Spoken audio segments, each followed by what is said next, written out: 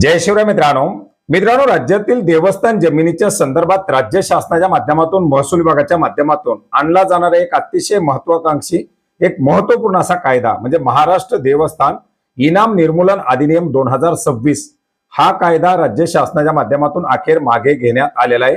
याच्या संदर्भातील काढण्यात आलेला ड्राफ्ट हा मागे घेऊन नवीन ड्राफ्ट तयार करण्यासाठीच्या सूचना देण्यात आलेल्या आहेत आणि याच्या संदर्भातील एक महत्वाचा असा जी.आर. आज 8 जून 2026 रोजी राज्य शासनाच्या माध्यमातून निर्गमित करण्यात आलेला आहे। मित्रांनो, राज्यातील बहुतांश देवस्थानच्या जमिनीवरती अतिक्रमण झालेले देवस्थानच्या जमिनीवरती कुळाचा या बऱ्याच मोठ्या प्रमाणात इतर नागरिकांचा कब्जा झालेला आहे आणि या सर्वांच्या पार्श्वभूमीवरती या जमिनी नियमाकुल करणं, ते अतिक्रमण हटवणं असेल किंवा योग्य त्या कसणाऱ्या व्यक्तीच्या ताब्यात देणं असेल, अशा वेगवेगळ्या कारणास्तव एक महत्वाकांक्षी असा कायदा आणण्यात आलेला होता, तो म्हणजे महाराष्ट्र देवस्थान इनाम निर्मूलन अधिनियम 2026। परंतु या कायद्याच्या संदर्भात आपण पाहिलं होतं की 5 मे 2026 रोजी हा ड्राफ्ट आणून याच्यावरती 5 जून 2026 पर्यंत काही हरकती सूचना मागवण्यात आल्या होत्या। या ज्या काही हरकती सूचना मागवण्यात आलेल्या होत्या त्याच्यामध्ये मोठ्या प्रमाणात हरकती घेण्यात आलेल्या आहेत आणि यास्तव या कायद्यामध्ये बदल करण्याचा निर्णय घेण्यात आलेला आहे। 6 मे 2026 रोजी महसूल विभागाच्या माध्यमातून आणण्यात आलेला महाराष्ट्र देवस्थान इनाम निर्मूलन अधिनियम 2026 या ड्राफ्टला राज्य शासनाच्या माध्यमातून स्थगिती देण्यात येत आहे।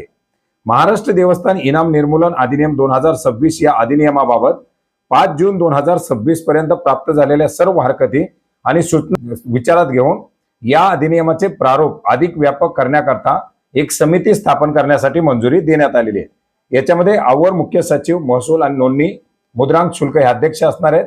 विभागीय आयुक्त कोकण, विभागीय आयुक्त पुणे, जिल्हाधिकारी ठाणे, जिल्हाधिकारी अहिल्यानगर, याचप्रमाणे सहसचिव महसूल, अध्यक्षांनी निवडलेले सहसचिव, महाराष्ट्रातील देवस्थानाचे 15 प्रतिनिधी आणि कैलास अर्जुन गायकवाड सहसचिव महसूल हे या ठिकाणी या समितीचे सदस्य असणार आहेत आणि अशा प्रकारची समिती आता गठीत करून हा नवीन ड्राफ्ट आणण्यासाठी मंजुरी देण्यात आलेली आहे।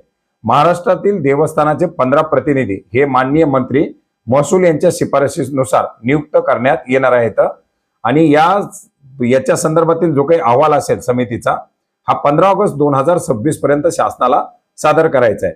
राज्यातील सर्व देवस्थानांना आणि नागरिकांना प्रसिद्ध केलेल्या अधिनियमाच्या प्रारूपावरती 15 सप्टेंबर 2026 पर्यंत संबंधित जिल्हाधिकारी कार्यालयामध्ये हरकती दाखल करता येणार आहेत। अर्थात 15 ऑगस्टला याच्या संदर्भातील एक नवीन ड्राफ्ट निर्गमित केला जाईल आणि त्याच्यानंतर त्याच्यामध्ये ज्या काही सूचना हरकती येतील त्या अनुषंगाने पुन्हा काही बदल करायचे असेल तर बदल, नसेल तर हा कायदा पुढे अस्तित्वात आणला जाईल। 15 सप्टेंबर 2026 पर्यंत नागरिकांना, देवस्थानांना किंवा त्यांचे इतर जे काही जागेबांधे असलेले लोक असतील त्यांना या ठिकाणी जर काही हरकती आणि सूचना घ्यायच्या असतील तर त्या घेता येणार आहे। तर मित्रांनो, अशा प्रकारचे एक महत्त्वाचं असं अपडेट होतं ज्याची माहिती आपणास नक्की उपयोग पडेल अशा आशा करतो। भेटूयात नवीन माहितीसह, नवीन अपडेटसह। धन्यवाद।